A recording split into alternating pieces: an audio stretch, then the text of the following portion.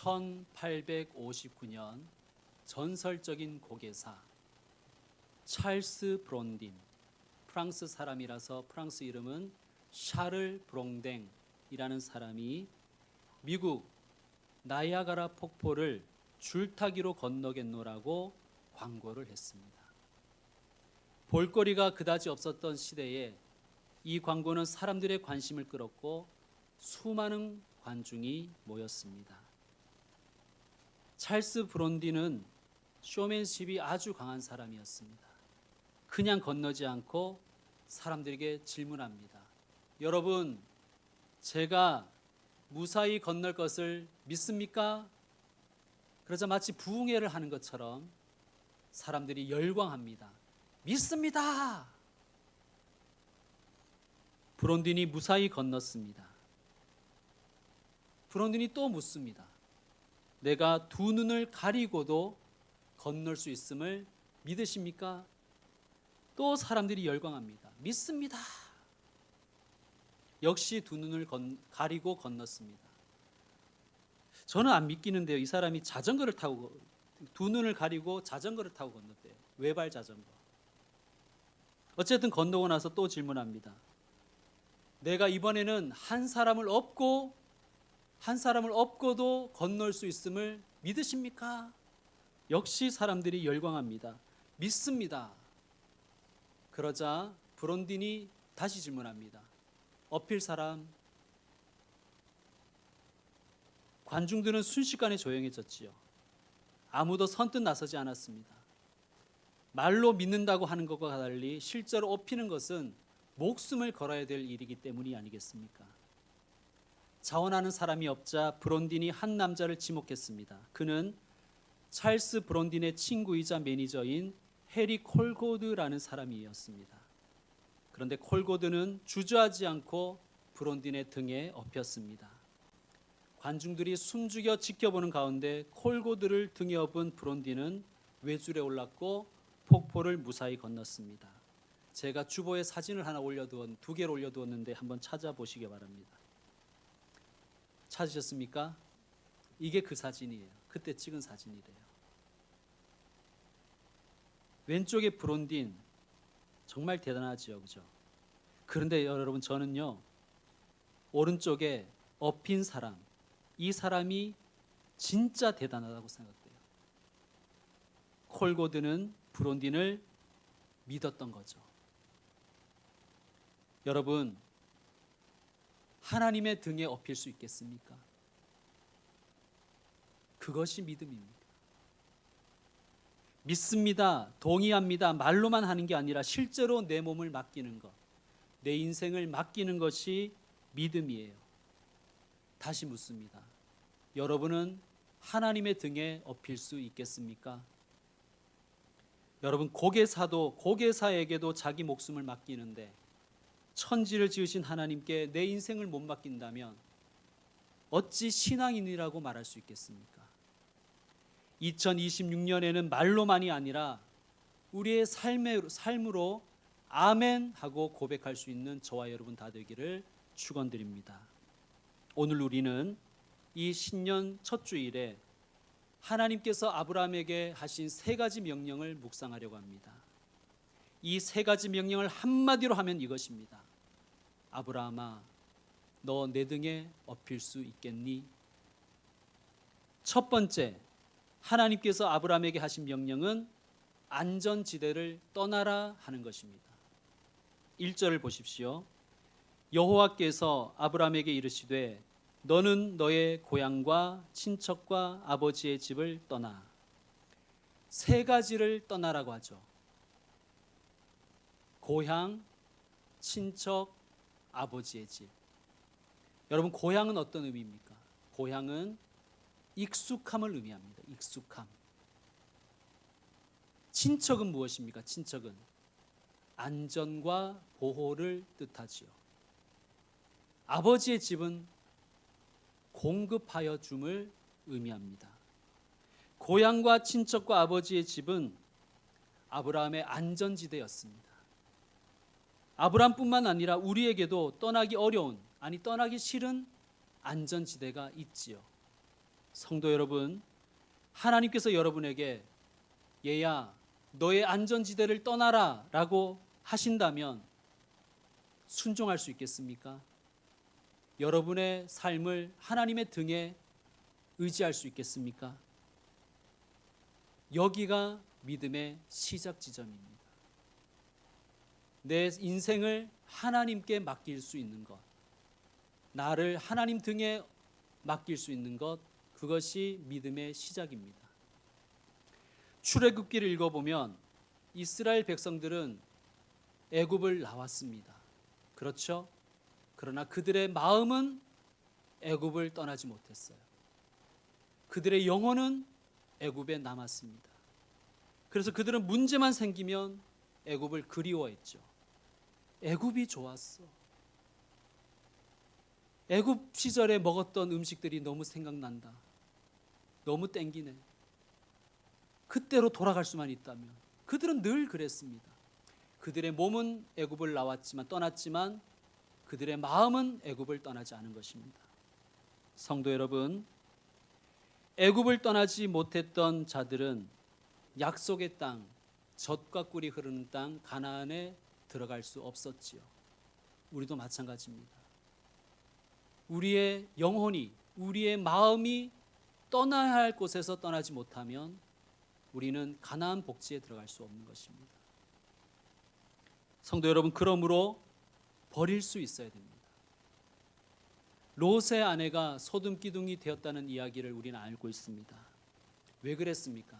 롯의 아내는 소돔을 떠나지 못했던 거예요. 그의 몸은 떠났죠. 그런데 그가 자꾸 뒤돌아봤다는 것은 거기에 그의 마음이 남아 있었기 때문입니다. 오늘 본문 바로 앞장인 11장으로 한번 가보시길 바랍니다. 11장 31절. 데라는 아브라함의 아버지입니다. 그 아들 아브람과 하란의 아들인 그의 손자 롯과 그의 며느리 아브람의 아내 사레를 데리고 갈대아인의 우르를 떠나 가나안 땅으로 가고자 하더니 하란에 이르러 거기 거류하였으며. 아브라함이 오늘 본문에 나오는 대로 고향과 친척과 아버지의 집을 떠날 때 그 주체가 데라였음을 알 수 있습니다. 아마 하나님을 만난 후에 아브라함이 아버지 데라를 찾아갔겠지요. 그리고 이렇게 말했을 것입니다. 아버지, 여호와라는 신이 내게 나타났습니다. 그리고 내게 너는 너의 고향과 친척과 아버지의 집을 떠나라고 명령했습니다. 아버지, 제가 어떻게 해야 됩니까? 여호수아서를 읽어보면 데라는 우루에서 우상을 섬기던 사람이었다고 합니다. 여러분, 신을 섬기던 사람은 이런 이야기를 그냥 흘러 들을 수가 없지요. 아들이 거짓말하는 것 같지도 않습니다. 데라가 고민을 많이 했을 것입니다. 그리고 결단했을 것입니다. 일단 갈대아 우르를 떠나자. 아버지 데라의 결단이 없었다면 아브라함은 갈대아인의 우르를 쉽게 떠날 수 없었을 것입니다. 갈대아를 바벨로니아라고 번역한 번역본들도 많습니다. 바벨로니아는 메소포타미아 문명의 총화라고 할 수 있지요. 그 중에서 우르라는 이 도시는 중심 중의 중심이었습니다. 여러분, 이런 도시, 이런 나라, 이런 문명을 떠난다는 것은, 여기서 떠나 가나안, 변방인 가나안으로 간다는 것은 결코 쉬운 일이 아니었습니다. 데라의 결단이 있었습니다. 그러나 데라는 하란에 머물러 거기에서 거류하다가 11장 32절에 보면 거기에서 죽습니다. 데라의 한계는 하란까지였습니다. 11장 31절 뒷부분에 보면 원래는 가나안 땅으로 가고자 했습니다. 그러나 하란, 여기서 이 하란은 메소포타미아 문명의 경계선이에요. 그러니까 바담 아람의 끝입니다. 경계선이에요. 그 문명의, 메소포타미아 문명의 마지막 지점이에요. 그는 목표는 가나안이었는데 하란에서 머물다가 하란에서 죽습니다. 데라라는 이름의 뜻은 야생염소라고 해요. 여러분, 목자에게 있어서 야생염소는 양들을 놀라게 하고 양들의 길을 방해하는 그러한 존재라고 합니다. 그래서 데라라는 이름에는 지체시키는 자라는 뜻도 있다고 해요. 여러분, 아브라함의 아버지 데라는 아브라함을 지체하게 하는 존재가 되어버렸습니다. 데라는 고향과 친척과 아버지의 집, 그 안전지대를 상징하는 인물이었습니다. 아브라함의 믿음의 결단을 지체시키는 존재입니다. 여러분, 우리에게도 믿음의 길을 자꾸 지체하게 하는 존재들이 있지요. 그것이 데라입니다. 데라가 죽고 난 후에야 오늘 본문 5절 말씀대로 아브라함은 하란을 떠나서 마침내 가나안 땅에 들어가게 됩니다. 마침내. 여러분, 이 단어에 그간의 많은 사연이 숨어져 있지 않습니까? 마침내. 데라가 죽고야 그는 가나안 땅에 들어갑니다. 성도 여러분, 떠나야 하는 것이 분명히 있지요. 떠나야 하는 곳이 분명히 있지요. 그때 여러분 그 마음이 들 때 과감하게 떠날 수 있는 2026년이 되시기를 축원드립니다. 안전지대를 떠나야 아브라함이 될 수 있는 거예요. 자, 오늘 본문 12장 2절을 함께 읽겠습니다. 내가 너로 큰 민족을 이루고 내게 복을 주어 내 이름을 창대하게 하리니 너는 복이 될지라. 아멘. 너는 복이 될지라. 예전 성경은 너는 복의 근원이 되라라고 되어 있습니다. 아브라함이 복의 근원, 복근이 되는 것, 식스팩의 복근이 아니라 하나님의 복근이 되게 하는 것이 아브라함과 우리를 향하신 하나님의 뜻입니다. 하나님의 꿈입니다. 여러분 3절도 읽어주시기 바랍니다. 3절 시작.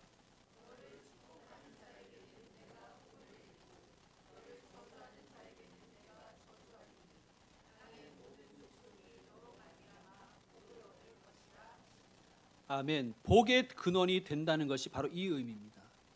너로 인하여 땅의 모든 족속이 복을 얻을 것이라. 그렇습니다, 여러분. 아브라함을 왜 부르셨는가?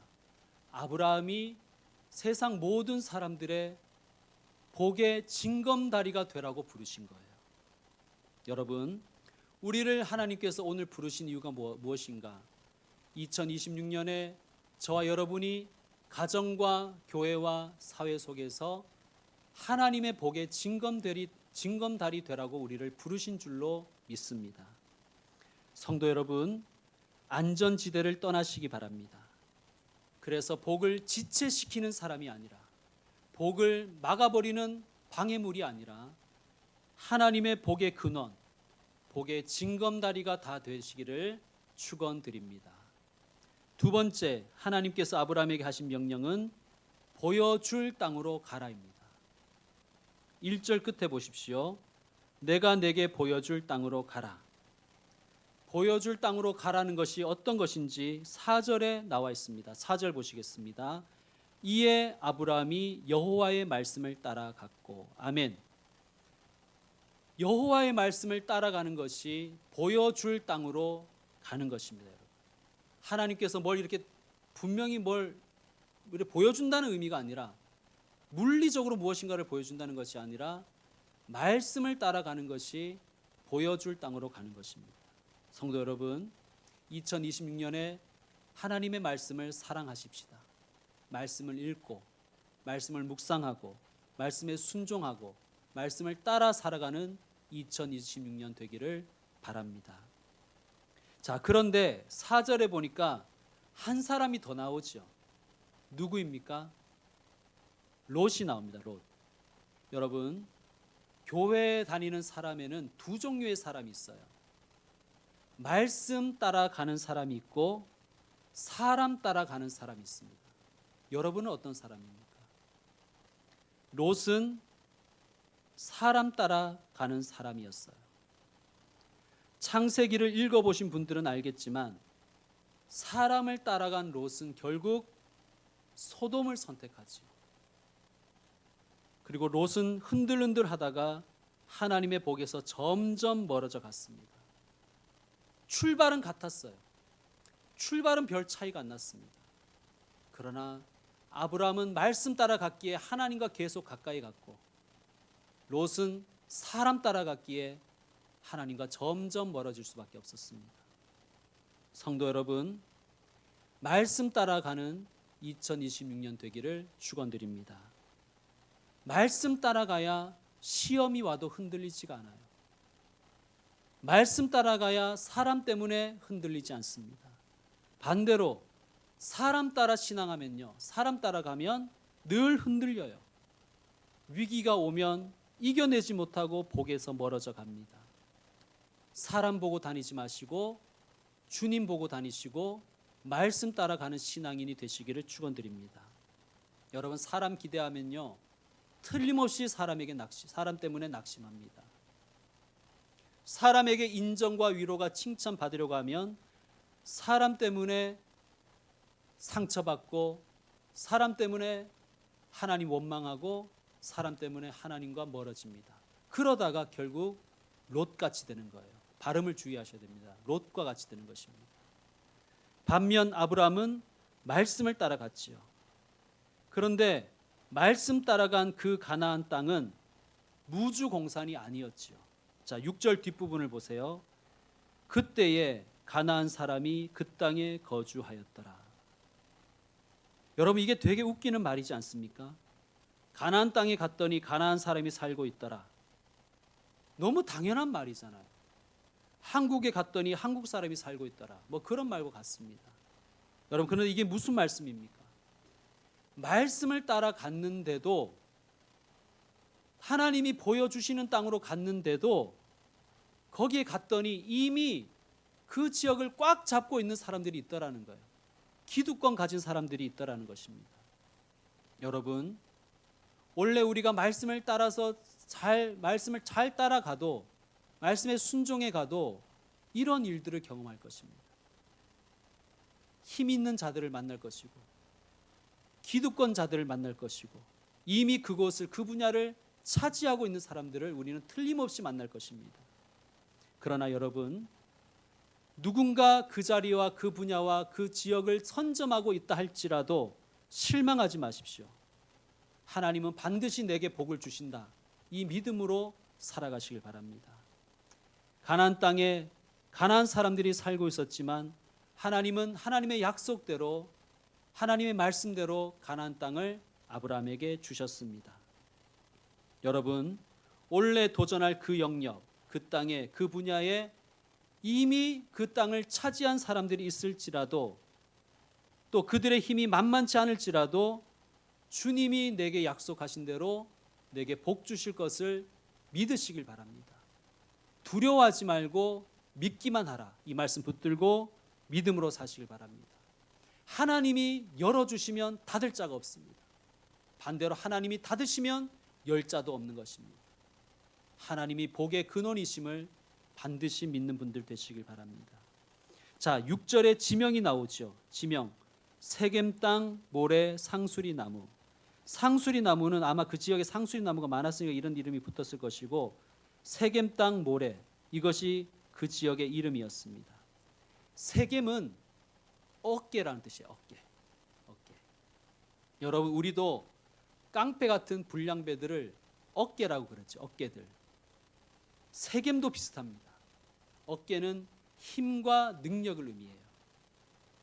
하나님께서 세겜 땅 모래에 그를 보내신 것은, 세겜 땅으로 보내신 것은 어떤 의미가 있을까요? 내가 너의 어깨가 되어줄게. 그들의 어깨를 두려워하지 마. 내가 너의 어깨가 되어줄게. 내가 너의 힘과 능력이 되어줄게. 여러분, 하나님의 말씀을 따라가면 어디서든지 어느 장소에든지 누구 앞에서든지 하나님은 우리의 어깨가 되어주실 것입니다. 하나님은 나의 힘과 능력이 되어주실 것을 믿고 나아가시기를 축원드립니다. 모래라는 것은 교훈이라는 뜻을 가지고 있습니다. 어떤 교훈일까요? 하나님이 내 어깨가 되어주시면, 하나님이 나의 힘과 능력 되어주시면 아무리 그 땅에 기득권을 가진 자들이 있다 할지라도, 그 땅을 차지한 자들이 있다 할지라도 7절 말씀, 내가 이 땅을 내 자손에게 주리라 하신지라, 이 약속이 내 삶의 교훈이 될 것이란 뜻입니다. 이 말씀이 내 가문의 가훈이 되게 하실 것입니다. 그 땅에 아무리 어깨 같은 자들이 있다 할지라도 하나님이 내게 어깨 되어 주셔서 그 땅을 내 자손에게 주신다는 그 약속을 하나님은 이루신다. 이것이 저와 여러분의 가정의 가훈이 되고 우리 교회의 교회 훈이 되기를 소망합니다. 성도 여러분, 2026년에 말씀 따라 가십시다.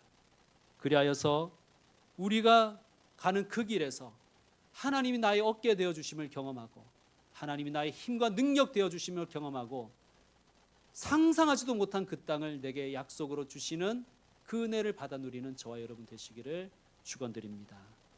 세 번째, 하나님이 아브라함에게 하신 명령은 제단을 쌓으라입니다.